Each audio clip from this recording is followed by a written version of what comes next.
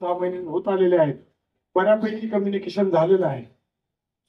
त्यांनी काहीतरी शब्द वापरला असेल, निरसन नवीन आहे, कुर्ल्यात नवीन आहे, पण मुंबईमध्ये 31 वर्ष आहे आणि माझी सुरुवात मालवणीमध्ये झालेली आहे आणि मी तो कुर्ल्यात आलोय आता परत. म्हणजे हा प्रवास मी माझ्या ओळखीच्या लोकांनी सांगितला. असो, बरेच काही आपापले प्रश्न मांडलेले आहेत. मागील 9 महिन्यामध्ये काही वेगवेगळे प्रश्न समोर आले. त्या निमित्ताने आम्ही काम करायचा प्रयत्न केला, चांगलं काम करायचा प्रयत्न केला. आता गणपती हा प्रत्येकाच्या जिव्हाळ्याचा विषय आहे. आम्ही युनिफॉर्म मध्ये आहोत, तुम्ही सिव्हिल मध्ये आहात, एवढाच फरक आहे.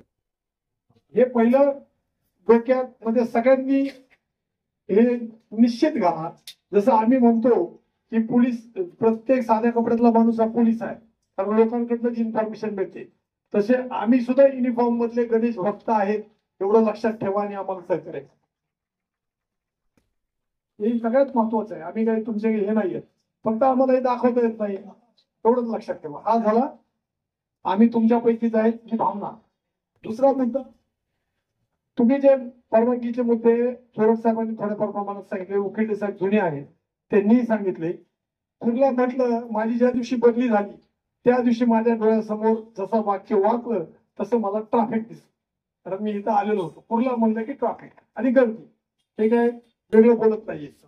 तर असो, ते काय एका दिवसात किंवा हे मी काही बाजू घेणार नाही, परंतु सर्वसमावेशक असं मी सांगतो, तुम्ही जे मुद्दे क्रिएट केले, मी माझ्या जुन्या सहकाऱ्यांशी, पाटील असतील किंवा मी पेशल असतील, उकडे साहेब असतील, सगळ्यांशी मी बोललोय किंवा परतही बोलल.